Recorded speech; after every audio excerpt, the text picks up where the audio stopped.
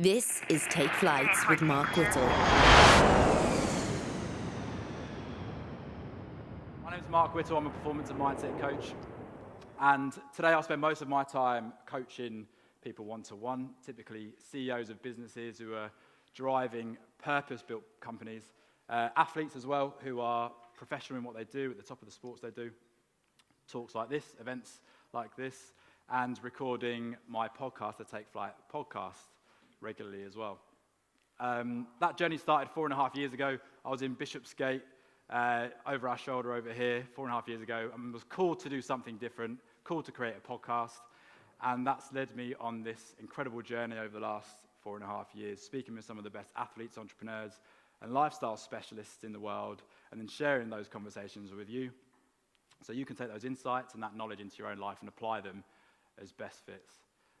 That's what we're going to do here this evening as well. So I'm delighted to introduce our amazing guest tonight, who's the CEO and founder of the industry-leading no-low alcohol company, Spencermatthews. He's a former reality TV star who's been splashed across our screens for over a decade and incredibly inspiring in his own right with the physical challenges he undertakes. Ladies and gentlemen, Mr. Spencermatthews.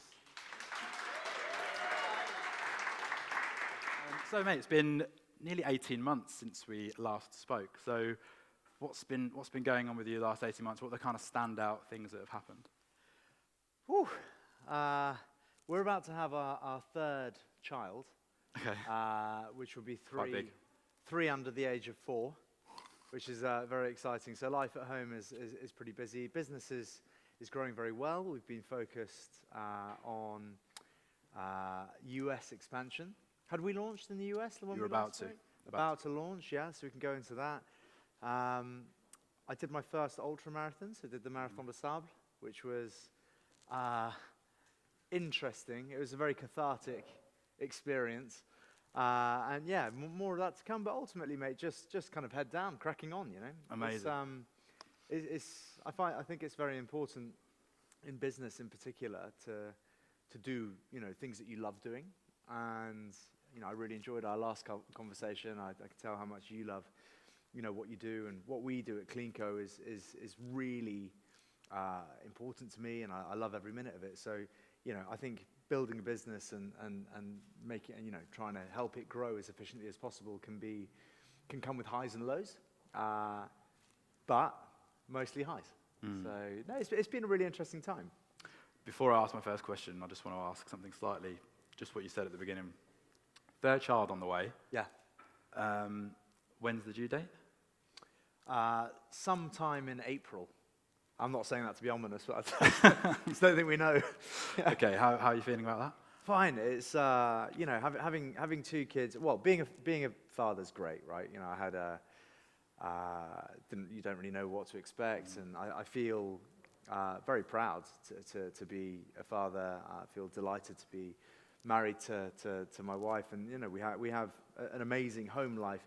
I struggled with the balance of work and family. I think we spoke about that last time, but for the benefit of those that are here tonight, I think it's so important to try and get that right, and I certainly wasn't for a while. It's quite easy to become completely engrossed in whatever it is that your passion is at the time. It was just, to answer your question, sorry, I always veer off. To answer your question, no, we're delighted. It's going to be a lot of work. There's no two ways about it. Having kids of a young age can be tricky. Yeah, my wife is sat over there. We have 1, and we can't even think about talking about 2. Perfect, Mrs. Whittle.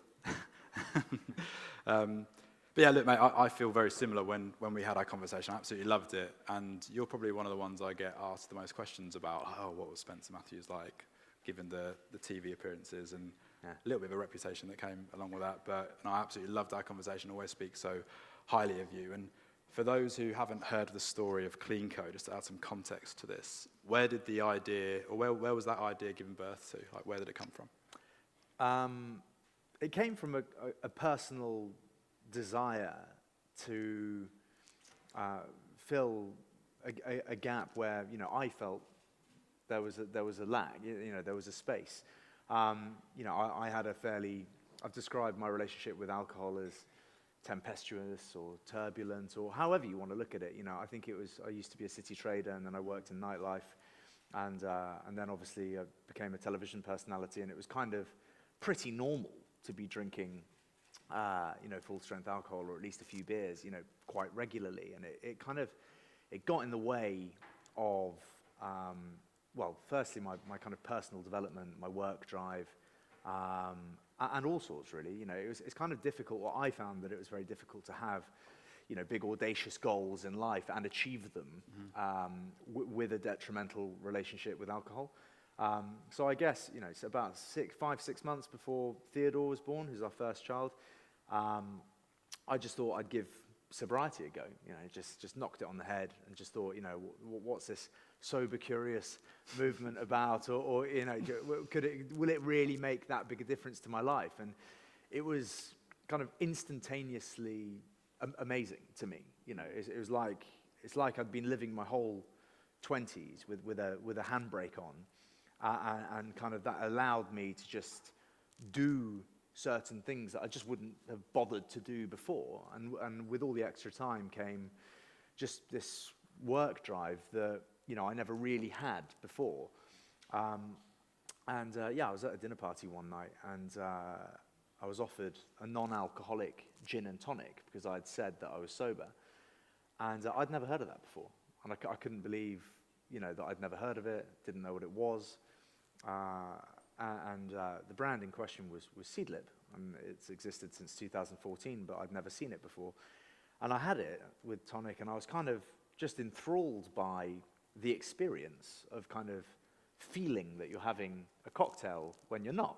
It's sugar-free, and it was a sophisticated experience that really did a good job of filling a void that I'd noticed, because there was just nothing in the way of a replacement to that experience. And it was a kind of complicated product. It didn't necessarily do the job of a gin. It's not juniper-led, and this is no diss to Seedlip at all. They themselves don't call themselves a gin alternative. And I thought, well, why not try and create an actual alternative to gin that's juniper-led with citrus notes and orris root and cardamom and coriander, whatever else you might find in a gin. And then kind of it quickly turned into and rum and tequila and whiskey and vodka. Why is there not alcohol-free spirits? And it just wasn't a thing then. And that kind of quickly consumed me to try and kind of progress that element of non-alc. I'm proud to say that Cleanco is the leading independent non-alcoholic spirits brand in the country now. So Amazing. Yeah. So I had been, when we spoke, 18 months ago, I'd been sober curious, to use your words, for ages. I'd worked in the city as well for a long time, and it had just got too regular. And after we spoke, that was the kind of tipping point for me. And I was sober for initially 9 months, but even when I drank, it wasn't. I think I had one time I went out and I just felt horrendous for about 3 days, and then pretty much been sober ever since. So I noticed a few things. Like, I think the longer I was sober, the better I felt. Yeah. Like I felt an initial surge of energy, and just generally felt better about myself. Yeah. And then as the time went on, when I got to that sort of 8-9 months, I just felt incredible. So what was that journey like for you? It was interesting for me. I think I had a relationship with alcohol that's perhaps similar to some people's, but it certainly wasn't kind of ordinary. So for me, the change was quite vast. And by the way, Cleanco doesn't take an anti-alcohol stance. When we appreciate that people have a great time when they drink alcohol, and if you can do so in moderation, then fantastic. We see ourselves as a brand that definitely coexists with full-strength alcohol, and that's great. So the market for total abstinence is a lot smaller than the market for moderation if you're looking at it as a business. And we just to be completely clear, are not trying to make everybody teetotal. That is definitely not the plan. But yeah, apart from all the obvious, you feel better, you look better. It has a well, I certainly think I feel that you look better than being inebriated as I became accustomed. But I think it's It's a kind of obvious thing. If it's just the ability to spend more time, proper time with your family, friends, also it has, you spend less, obviously, if you drink less. But, people think that by cutting alcohol out of your life, you're going to miss out on social occasion. And that's where the brand comes in. So, the whole idea behind clean drinking is to destigmatize not drinking, and make not drinking more accessible, more available, and to make it easier for people to make better decisions when consuming full-strength alcohol, without any of the negativity. Like even the way in which it's phrased, a mocktail sounds like a mockery. A non-alcoholic beer sounds negative and not fun. Even if you order a non-alcoholic beer at a bar, why are you not drinking? There's a kind of stigma. So with the clean living movement and health, and the focus on wellness and health, I thought that calling it clean drinking and cleanco would be an easier transition for people to not stick out, for making a positive decision negatively, if you know what I mean. Yeah. I don't know if I've done a good job of describing that, but if you're out with your friends and everyone's having a gin and tonic, and you order a Diet Coke, you stick out. Why is he drinking a Diet Coke? Whereas if you have 3 gin and tonics and 2 clean gin and tonics, all of a sudden it's kind of the same. You're just making a decision about how you want your gin and tonic. Then it's like a deep pan pizza versus a thin crust pizza. Maybe you're just being healthier because you're training for something or whatever. So it makes it easier for people to make what can be quite difficult social decisions. I know that a lot of the time, even when I was drinking heavily, there would be nights where I would drink alcohol, even when, like, deep down, you kind of really don't want to. Yeah, and that's just because everyone else is. So yeah, I think it's never been easier. Sorry, I realize I'm doing a lot of talking. It's never been easier, basically, to make better decisions around alcohol, and that's because certain products and some of our good competition have really stepped up the products. Like having a Heineken Zero and a Heineken is a really similar experience now. So the gap between desire and compromise is really minor. And so just to give an example of kind of veganism, if you wanted to be a vegan 10 years ago, it was really hard to be a vegan, right? Like, you fancy a cheeseburger, but you're having a nut roast, and then came Quorn, then the veggie burger, and then now you've got Impossible Meat and Beyond Meat burgers that actually, do a really good job of filling that, desire for a cheeseburger without the meat.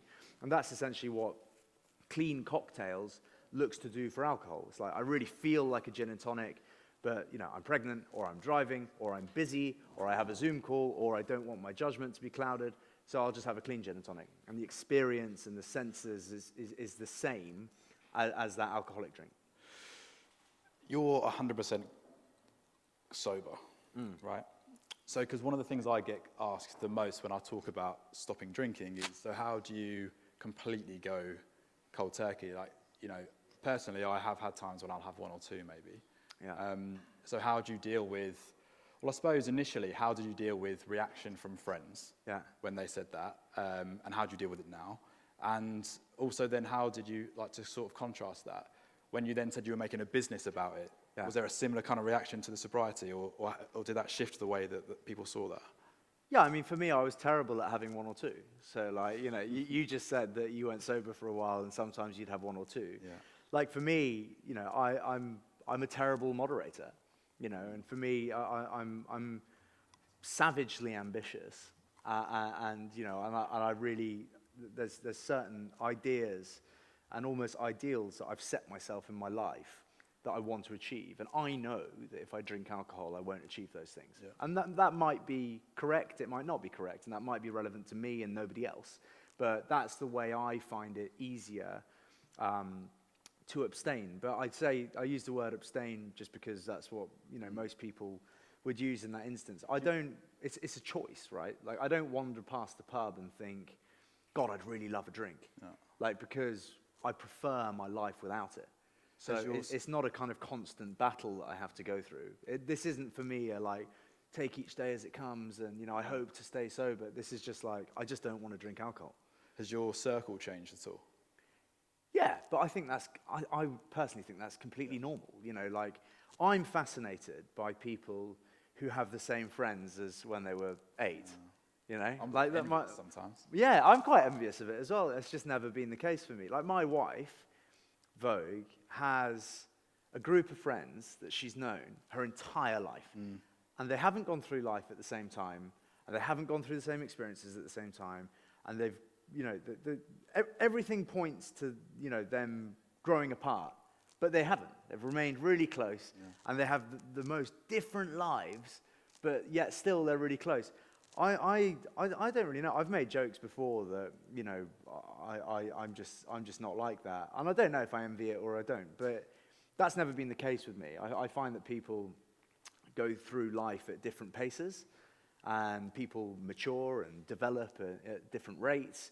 And why should you be mates with someone who's no longer, the person that you fell in love with or was best friends with when you were 10 or whatever? So I have a group of close friends, but I don't really value having enormous amounts of friends anyway. Do you know what I mean? I think particularly when you're quite busy and you have kids, and making time for 20 other mates is quite tough anyway. So your close friends will always be with you, and your close friends will obviously value the positive decisions you make around drinking. I think if you have any friends that have gone off you because you've decided to drink less alcohol, they're probably not real mates. But again, I'm sure there's situations and circumstances where that's not the case. But yeah, I don't know. I've got a similar group of friends that I've had for the last few years, but there's new additions to that. I'd like to think I'm very close with some of the people I work with. I've only known them for 2 years.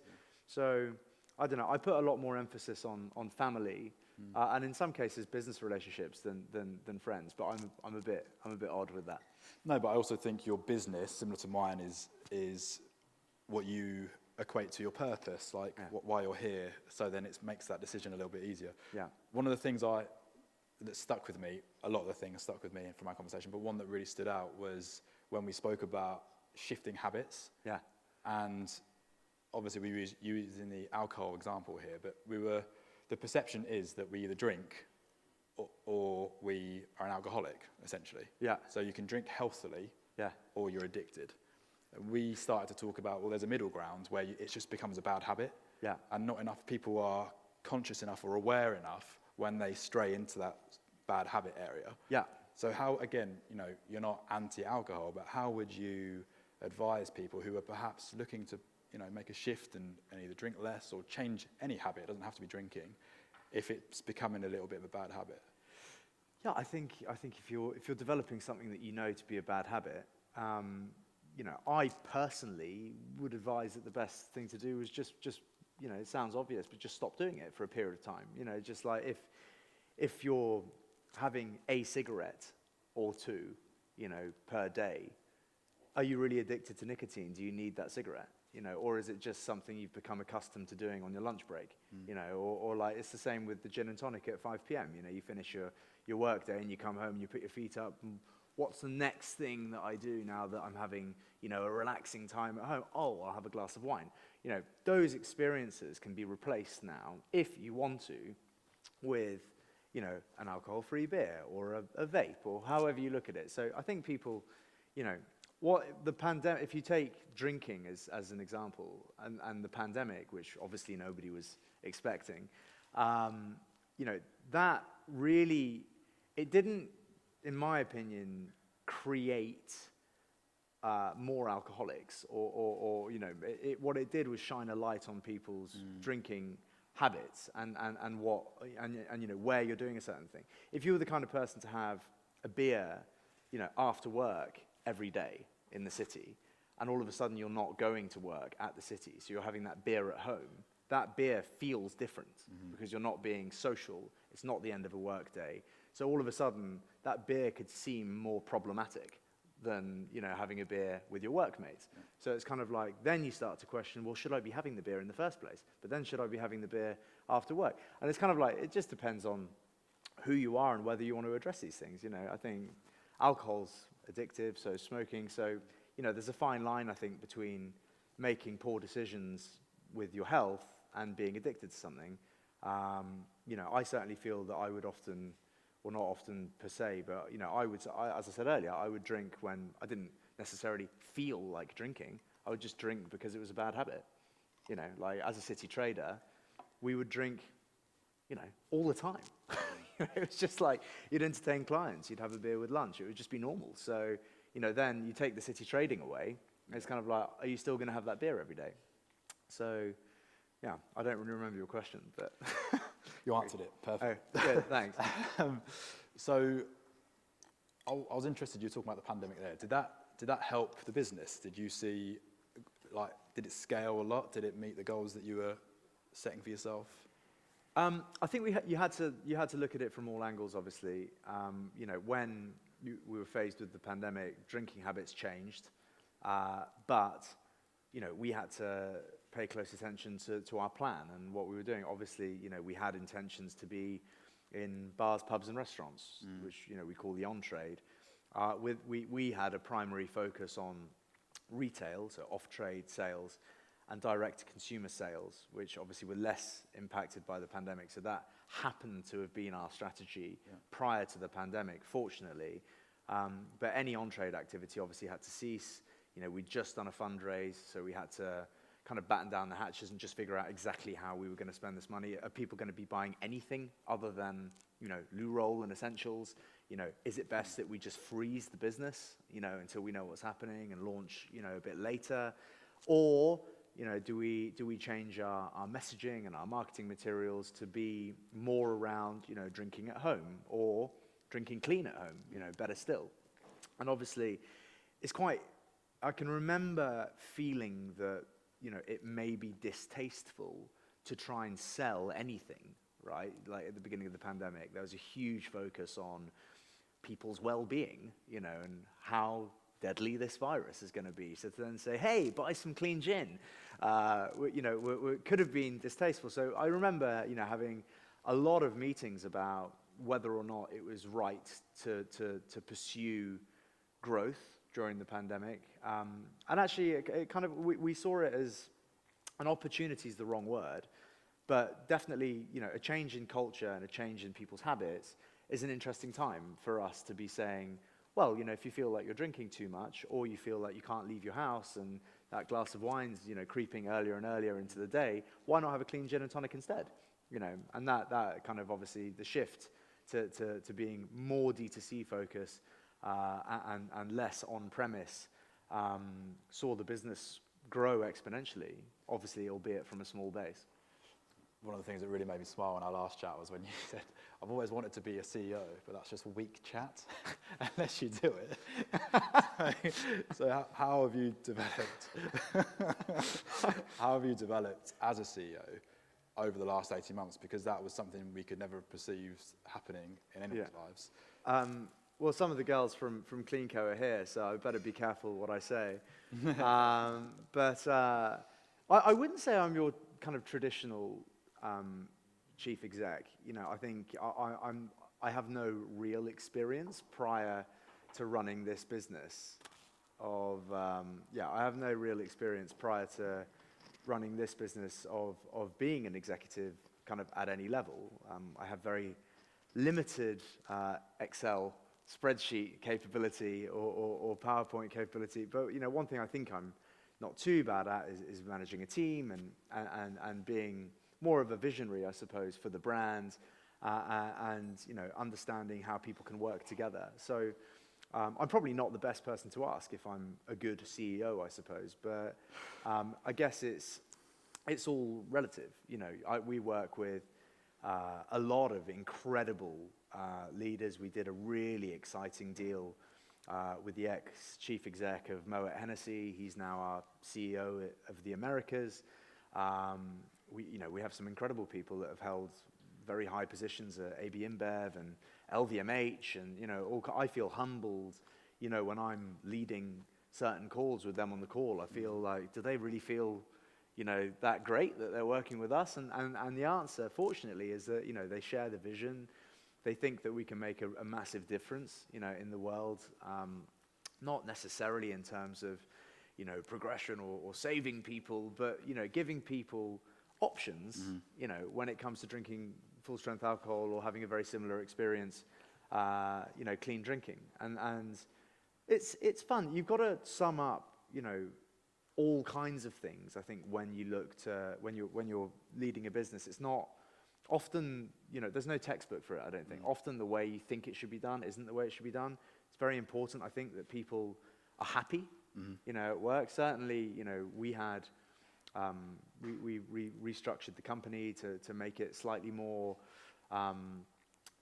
global facing, and having industry-led, and elements of that worked really well, and some bits not so much, So it's important that you just keep a really level head and try not to be too surprised by anything. I think you learn an awful lot. Well, I've certainly learned an awful lot, being calm and just understanding the cards that you're dealt, is pretty important. I think having a level head is probably the most key thing you can have, through tough times in business.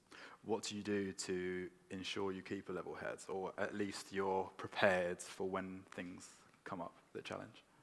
So I know we spoke about things like Brazilian Jiu-Jitsu, which you loved. Love it.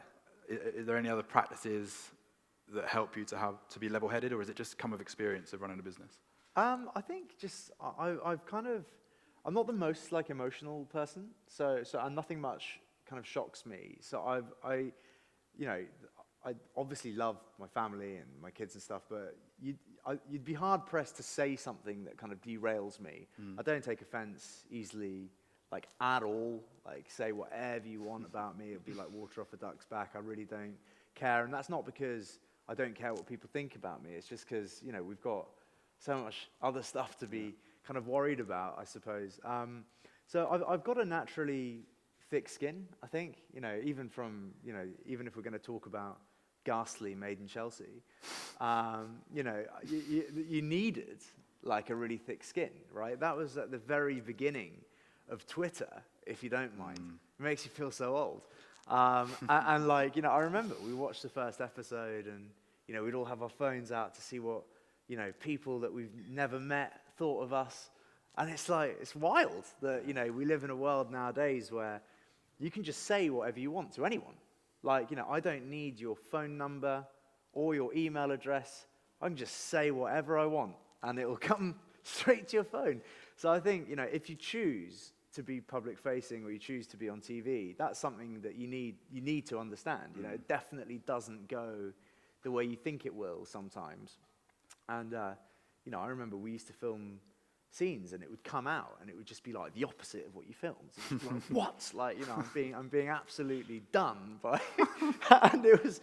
But anyway, moving off Made in Chelsea. But yeah, so I think that gave me a thick skin, as well as having a natural thick skin, I suppose. But it's certainly interesting, and you look at really successful businesses. And you almost know, and I now kind of know, and by no means am I referring to us as a incredibly successful business. I think we're doing very well in the time that we've had. But you look at really successful businesses, and you just understand that they definitely didn't get there just plain sailing. It's complicated. Yeah, you have a newfound respect for anyone who's achieved anything. Oh, yeah. Any business that's absolutely smashed it, you can almost guarantee that was not done through luck. It's a grind. Something I notice about you, though, which is really nice, is you always seem very light-hearted. You're happy to have fun. Even just over at the bar there, we were just laughing around. You were telling a story, talking about the song. Oh, yeah. My God. It's amazing. Is that something that you're aware that you do yourself? Is that something you have as feedback from people that's an energy that you bring?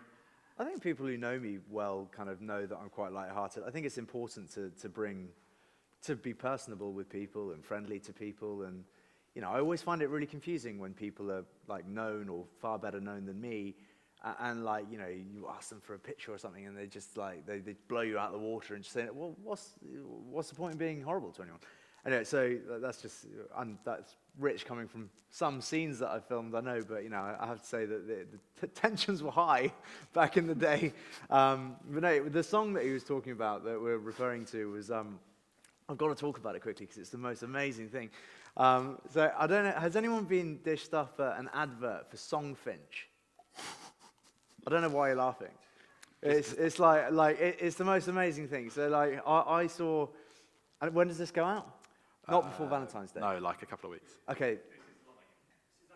Oh yeah. This is live. Okay. How many people? Well, maybe I'll tell you all afterwards. Then. Vogue's listening. Yeah, exactly. No. Well, Q&A. Yeah, Q&A afterwards. We'll move off topic. Basically, every so often you'll get dealt an ad, right? And like you'll go into it and you'll just think, God, that's an amazing company.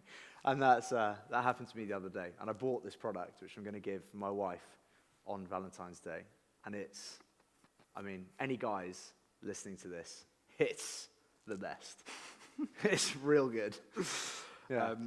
I would love to talk about your Marathon de Sables. Yes, mate. Last year. So, in fact, I just recorded a podcast. I'd left the studio and I bumped into you. Do you remember this? Yeah. It must have been just after you finished it. And you were on the phone. I was like, oh, hey, mate, how you doing? And I was like, have you been away? Because I've been off social media for, I think, like a couple of months or something. Yeah. You'd obviously just got back from doing the Marathon de Sables, which was pretty obvious to everybody else. But what an outstanding achievement. So I'd love to hear the motivation for doing that in the first place. And then just a little bit of some storytelling around what the experience was like would be great. I mean, it was amazing. And even if you're not a runner, this young lady's husband was there as well. He was in the tent next to me, if you can believe it. What a small world. So usually about 1,200 people do it a year. And it had been delayed for 2 years because of the pandemic. So there was a kind of backlog of people wanting to do it. And as a result of that, the race organizers did it in October for the first time. And that was a mistake of theirs. It was the hottest year on record. The hottest temperature recorded was 59 degrees. So, twice the temperature of a really hot holiday. Yeah. And it's 240, I think it was 244 kilometers in the end, across 5 days in the Sahara Desert. Yeah. So context: it's a 5-6 day marathon in the desert. Yes, it's six and a bit marathons across 5 days in the desert, and it's self-sufficient. So you carry all of your food for the week, and if you run out of food, then tough luck. And you carry all your all your stuff, and you had to carry a venom pen just in case you got nailed by some creature that we never saw. So that's all good. And no, it was exciting. You carry your sleeping bag and all your bits and bobs, and no, it was great. And it's not like you run each of the marathons like you would take on the London Marathon. It's a bit more, slower pace, I suppose, and it's more a test of mental resilience, I guess, than anything else. I think since being sober, I just find it interesting to set yourself goals that, even I'd rather set myself, an audacious goal that you miss than achieve something that you can achieve easily. I think that's just a way of living. And then if you do manage to achieve the goals, then great. And along the way, we met a ton of really exciting, interesting, kind of like-minded people.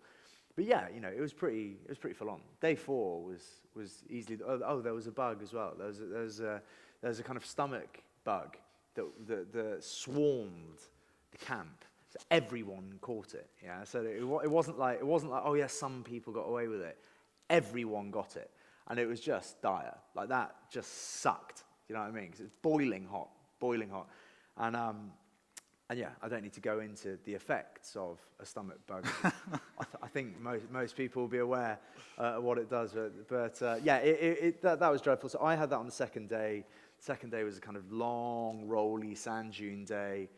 I got penalized half an hour for needing additional water, which upset me terribly, because I would have been slightly higher up the leaderboard had that not happened. But anyway, I think most people were penalised because most people needed more water at some point because of the stomach bug, and it was great. But day 4 was kind of really cathartic. Like you kind of feel like you're going a bit crazy.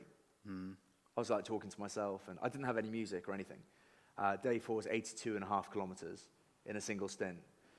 And yeah, it was boiling hot, and then it was kind of all of a sudden it's like the middle of the night, big mountain to climb, and it's just like, honestly, you get to like the very end of where you think your body can go, and you've got like 30 kilometers left. It's just like, it kind of sucked. Getting to the end of that day, you kind of knew that you'd done it. You had a marathon the following day, and then a kind of another one the day after. But yeah, it was great. I don't know. I find putting yourself through physical endeavors like that just to be a kind of wake-up call of some kind. I don't really know why, like, I'm attracted to it, but I just like it. I want to row the Atlantic, and I've got more of these ultras coming up, and I think it's also a reflection of, for me at least, like, what you can do with your life now that you're sober. And that's not me saying like, oh, sober up and you can do cool things. That's just for me, right? It's just like, I lost so many hours, days, weeks, whatever, aimlessly socializing, and I'm not saying it wasn't fun, but I guess I've just unlocked a kind of gear in my life that perhaps I didn't have before, and it's nice to use the gear. It's like discovering that you've got a cool car, but actually it can go way faster, and it's like, I like pressing the button that makes it go faster. I'm interested to know what happened on day 4, like what's going through your mind, and how do you push through that? Like, and actually, a terrible habit, shouldn't stack questions, but what did you get from the whole experience? So what was going through your mind day 4, and what was that cathartic moment? And then what was really the thing that you took from the whole experience? I realized that the race is kind of, day 4 was the most important day. I was kind of hovering around just outside the top 100 of the 780 people, I think, that did it, going into day 4. And I knew that day 4 was going to be a killer. Shouldn't say that because someone did die on the second day. But I knew that day 4 would be a real tough one. And essentially, like, I also knew that, so day 4 had the most checkpoints. I think there were 6 or 7 checkpoints. And I knew that most people would stop at the checkpoints for, call it an average of 10, 15 minutes. So I knew that there was a whole hour to be gained by not stopping at the checkpoints. And actually, I found stopping at the checkpoints and losing the temperature and settling down and, taking on some food and stuff could actually, it was quite hard to get going again. So I just took the strategy of just head down and just kind of fast march. Like, I did very little running that day.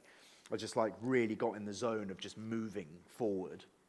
And I didn't stop at any of the checkpoints. You'd take water, you'd load up, and I'd just eat like as I was going. So I saved about an hour, and I came 33rd on that day, which was epic. And that was, to me, was my biggest achievement, basically, in that time.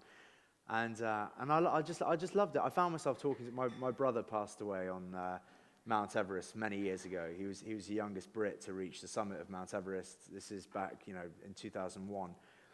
His name was Michael Matthews, and I'm not a particularly religious person, but I suppose that's made me more spiritual. Like, I'll credit incredible things that are lucky, I suppose, that happen in my life to him helping me. Or if there's like, a time where I feel like I really can't go on, but I do anyway, like that last gear, like I credit that to being him. I found myself talking to him, on like mile 50 or whatever, really like deep into the race when you're losing light, and it was just becoming a real drain physically. What do you say? I was, it kind of feels, I was kind of asking him just to see me through it, to like, because I think when you go all that way and you give up, and this is no disrespect to those that did give up, about 60% of people that entered the race didn't finish it, but you've gone such a long way, right? Flown all the way to bloody the Sahara Desert to do it, so to give up, like, it was a decision that, I just don't think you would take lightly. Of course, some people had to give up, and some people's feet didn't hold up, but, it's just, you kind of know that you've got to crack on with it.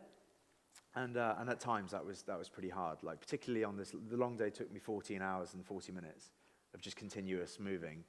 So yeah, you're kind of pretty drained by the end of it. I got given a cup of that delicious Moroccan tea at the end, and like I could just remember it being like the best thing ever. Like it was amazing. But yeah, I don't know. You know, I was just asking him for strength. You know, I felt like the guy from Daniel Day-Lewis's character in There Will Be Blood, where he's screaming like, "Give me the strength, Lord!" You know, like I kind of felt like him, just like shouting aimlessly at nobody. No, amazing. Let's raise a glass for Spencer for completing that. It's unbelievable achievement. Yeah, thanks very much. Well done, mate. Cheers. What's your fitness regime look like now? I know you're fitness mad. You've done your charity boxing matches. We were talking about the Brazilian Jiu-Jitsu before. Yeah. What's your regime look like at the moment? I do a lot of you know, quite fairly long distance running, I suppose. But you know, I think to anyone who's looking to get into running, you don't have to run to the point where your heart's thumping through your rib cage and you feel really uncomfortable. Just go for like a nice, long, slow run. Like it's really nice for your like peace of mind as well. Just like if you can, lace up your shoes and try going for like an hour or like an hour and a half. Really slow run, like just slightly faster than a walk. You know, and you'll find that like you start to cover some really nice like distance without any real effort. You know, you'll get home and you won't hurt and you won't be sweating profusely and you won't be like coughing. You know, it's just a nice way, firstly to just, well, anyway, some people like running, some people don't like running, but my point is you can just start really light and like you'll start to see that you can cover some proper distance. So I do a lot of that. Like I'll go running for like 2 hours, 2.5 hours. But like again, it's nothing kind of uber aggressive. It's just, you know, long, slow runs. I'll listen to podcasts whilst I do it, or I'll even take the odd call. You know, just clear your mind. And I lift weights as well, and I do jiu-jitsu. Yeah. So yeah, I try just to kind of exercise a normal amount. It's nice to get away from work, and you know, although I love my personal life at home, it is just nice to get to the gym. I think it's very good for your mental health. Yeah, sanctuary. Yeah. Final question before we go to some questions. So get ready, guys, if you've got any questions. How are you finding balancing it all now? So we spoke about this before as well. Yeah. So especially with the third on the way, fitness, health and wellness, the ever-growing company, and just you having your own time. Like, what have you found in the last 18 months that's helped you to find success in all of those areas? I think just you know, making a real effort to include, like, well, in my case, my wife in my thought process is really helpful. Like, I for many years just thought I could do everything on my own, you know, and I don't need any help. And, you know, I was kind of, I guess you could have confused my natural confidence with arrogance, although I'm sure there was some arrogance as well. But you know, I think now, as long as I explain my feelings, like how I'm feeling to my wife, she gets it. And she's super busy as well, by the way. My wife is incredibly successful and doesn't need me, and you know, is a completely career-orientated woman in her own right. So, you know, as long as we're just open and honest with each other, with what we're doing and what we have on, and you know, I have a tendency to mask how I'm feeling and suppress, you know, emotion. So if I'm going through, you know, what could potentially be a traumatic experience with like a fundraise, and that's just an example, you know, we're, touch wood, doing great, you know, on the fundraising side of things. But, you know, it hasn't always been rosy, or, you know, somebody just really lets you down. And it could manifest, you know, the suppressing of the emotions can manifest itself, you know, in detrimental ways. If I'm completely honest with my wife, everything is fine. If I wake up and I just say, look, you know, it'd be amazing if this happened, but if it doesn't happen, you know, these are the potential setbacks that I can face, you know, in my business. This is the responsibility that I have, and these are the people that I could let down, you know, if I'm not successful in what it is that I'm trying to achieve, you know, this week. You know, it could have all these negative effects. She'll then completely understand why I have to take an hour-long phone call on a Sunday, you know. Whereas, like, before, I'd just be like, everything's fine. Like, don't worry about it. Things are great. Oh, you're supposed to be taking Theodore swimming. Oh, no, I can't. I'm talking to Jim for an hour. She's like, well, why are you talking to Jim? It's a Sunday. You know, whereas like, if I, and it's the same goes for her, you know, I guess, but it's, yeah, sorry, long story short, I guess just being super honest with your partner really helps. No, and including them in your thought process, and you know, fortunately Vogue is, you know, the greatest thing that's ever happened to me. There's absolutely no pressure from her for me to be any different, so always good. Yeah, no, that's brilliant advice. Thank you, mate. Anyone got any questions? Does anyone We've got a question online. Okay. Is that from? Online. Oh, okay. Yeah. When you're on your meetings with these other influential people, obviously you started this company. How do you ever get the feeling of imposter syndrome and you doubt yourself on it at all? And how do you get through that to go, no, actually, I can do this and this is what I'm meant to be doing? So when we started working with these other kind of industry-leading pros, is that what you're saying? How did you overcome, if you had any feeling of imposter syndrome, and how did you overcome any self-doubt? Absolutely, like it was rife to begin with. Like the feeling of they know what they're doing more so than me, absolutely was a feeling. The only thing you can rely on is the fact that you founded the business, right? And that it's your idea and that it's your vision. So just try, unfortunately my partners don't try and take that away from me. But I find, you know, and this, you know, might sound odd, but just trying to almost be overly modest with them helps. You know, just saying, listen, I know that you've got 20 years of experience working at Diageo, but, you know, actually, I feel that maybe we should do things this way, and, you know, this is why I think that. You know, as long as you kind of preface stuff with that, I think, you know, the more bullish you are in general, and the more sure of yourself you are in general, the less well it's going to go down with people with more experience. So, I don't know, I find myself often just saying, you know, this is very much your area of expertise, but, you know, if I were to question it, this is what I would do differently. And you know, often I think you'll find that people are quite open to being collaborative if it's approached properly. But yeah, absolutely. Like when we first started and we were doing deals with, you know, the Moe and LVMH guys, I was just like, what am I doing on this call? But then you remember that it's your business and that's what you're doing on the call. Nice. Any other questions in the room? Here he is. There we go. So yeah, founders typically go two ways in their way of, like when they're beginning something, like starting a new a business. They normally either talk about like overtly to people about what they're doing and everything like that, what they're strategizing when they're launching stuff, or they keep it completely internal within a very like close network. Which way did you sort of lean to? I was pretty vocal. Yeah.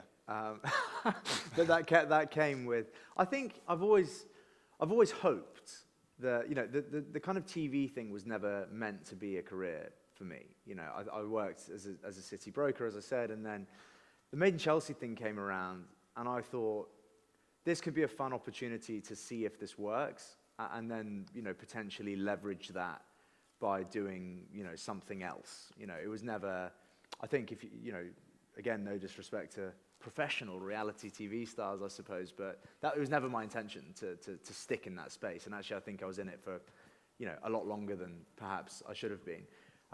So the idea was always to, I suppose, if any kind of following was amassed, and to use that proactively in the form of creating something that, you know, potentially those people could buy into and enjoy, you know, and you know, if you can help someone or change their life along the way, then great. So yeah, I think in the really early days, I was pretty dependent on social media and my following, and Vogue and her voice, which I think people prefer to mine. So yeah, you know, it was I was keen to get it out there. I know what you mean though, in the sense that, like, you know, Or like accountability. Yeah. Something like that way. I spoke to a few.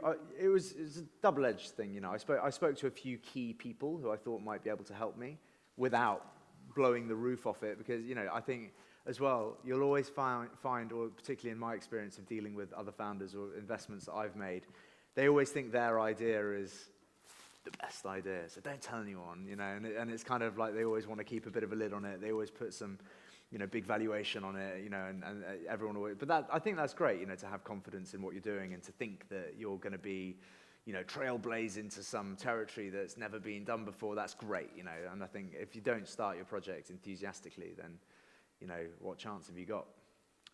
There's a quote that says the first over the wall gets the bloodiest. So there are companies that have been created that are been created before, like talent agencies, marketing agencies, whatever, right? So that might be easier to, well, it could go both ways, right? But that could be easier to keep to yourself. When you're trailblazing or creating something that is in a new industry, then maybe you need to talk about it a little bit more to get more feelers and more feedback or data. Yeah, I think, well, as well, there's, you know, the earlier you are into something, the more of an education piece that comes with it, and that's really time consuming. So like even like famous brands like Aperol, people still don't know how to make an Aperol Spritz, you know, but everyone, you know, someone that we work with was very high up in Aperol and kind of spearheaded their marketing, and she said like for years and years and years and years, she's drilled into people how to make an Aperol Spritz. And, you know, very few people make an Aperol Spritz at home. So it's kind of, Aperol was a brand new thing. You know, this is kind of new now. Obviously, with Gordon Zero and Tanqueray coming in, we've had to shift a lot of our, let's bring, you know, as many eyes to the market as possible to, right, okay, the eyes are being brought in by the big boys. How do we steal back, you know, market share? How do we make ourselves more premium? How do we make ourselves better than them? And how do we persuade people to buy us instead of, you know, household Diageo names? So, you know, there's been certainly a shift. Before we go, you still got your question here? Yeah. We've got a question online just quickly, and apologies if I get this name wrong, but this is from Onua. Spencer, obviously you were very mentally resilient before doing the race, so that's why you took on the challenge. But how different do you think you are now post-race? Have you noticed any changes within yourself? They also go on to say huge respect for doing it, by the way. Thank you very much. I definitely felt more humble when I got back, but I suppose that humility could have worn off. I don't really know, because like for the whole week that you're there, if you think about it, there's no refrigeration, right? There's no electricity, so you don't have any cold water, like little luxuries. There's no toilets. There's no beds. You know, so you're sleeping rough. You've got no cold water. You know, all the water you're drinking is like really, really hot, right? From the like 55-degree days that you're running in, and it's like, I don't know if you've taken like a sip out of, you know, a water bottle when it's really, really, really hot. It's horrible, right? And that's kind of what you're drinking the whole time. And yeah, so I guess you come back, and I was probably, you're immediately more grateful for everything you take for granted. And I know that sounds, you know, but it's true. You know, you get back and there's a piping hot shower and a toilet and a fridge with nice food in it and chocolates and, you know, just stuff that, you know, you haven't had. I was eating, you know, dried food out of, you know, bags. And there's no boiling water either, so you're using this kind of tepid water, so it's not quite doing the job of cooking the dry food, so it's kind of crunchy, but it's not hot either. So yeah, in other words, like, you know, the week is violently ghastly, but, you know, it makes for a more exciting and interesting experience, I suppose. My question was, so given obviously you've got such a huge role to fill as CEO, where do you get your guidance from? I'm very fortunate to be surrounded by a lot of people who would probably be a much better CEO than me. So we have a number of kind of people across the we've structured the business so that it's led essentially by a global executive committee, and there's 5 people on that. So I very rarely have to make, you know, decisions completely on my own. As I said, I like to think that, you know, I gel people together, and that, you know, hopefully we keep, you know, morale high in the team and keep everyone excited about delivering the dream. but yeah, as I said, I'd be crazy not to take, at least a lead or a leaf out of, Jim Clerkin's book, he was the CEO at Moet Hennessy, and before that he was the CEO at Jim Beam, and before that he was the youngest CEO of Guinness. So, he has all the experience in the world, executively, and that's just him. Then, I work with a great guy called Justin Hicklin, who's had his own businesses for many years. He's in his 60s, and I think that there's so many sound people who work at Clean, and I'm very fortunate to be working with them. A big part of growing the business was to try and create a kind of really industry-beating kind of, almost unfair advantage team, in this small space, just to ensure that we are making the right decisions. That wasn't always the case, obviously. So right at the very beginning, of course, it was just me, and then there was a team of 3, and teams grow. But we also have a board,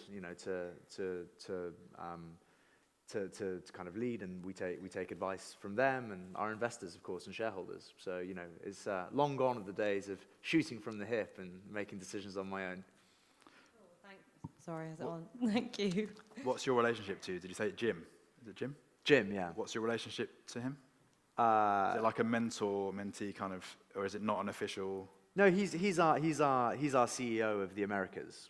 So he's a partner. Oh, amazing. Okay. Partner, shareholder, and he's business partner, shareholder, and friend. I see Jim as, I hope he doesn't hear this because he's already got a big ego. But I see Jim as, absolutely as a mentor. If I'm struggling with a tough decision with Clean, I will turn to him and Justin Hicklin. And actually, I like having, proper, good sound people around me because it just reassures your thought process a lot of the time. And how would you advise people to get the right people around them?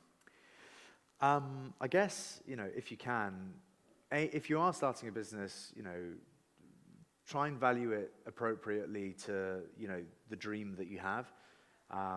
It's so often that you see businesses that are kind of underfunded from the start, so you might not be able to make the hires that you really want to. And I think if you're cutting corners at a base level, right at the very beginning, it's going to be really hard to achieve, the plan that you create. So if you are able to surround yourself, with good people early and make key hires early on, it's going to save you a lot of heartache later on. And by the way, we were by no means perfect at that. But, I think the US team in particular, Jim helped us with that, and Jim created this team that's in the US that, and we have the most incredible team in the UK now as well, but it kind of took us a while to get there, whereas the US just launched, boom, with, a solid structure straight away. So that's just a lack of experience, though, from us in the early days. Any other questions in the room? Yes. You've always been in the public eye, whether that's through Made in Chelsea or having kind of your name associated with this brand. Do you think that's created more pressure for you around making mistakes in your life and in the business world as well? It's a tough one, isn't it? I think the business might not have got the start that we did get if it wasn't for having done certain things in the public eye. But then I suppose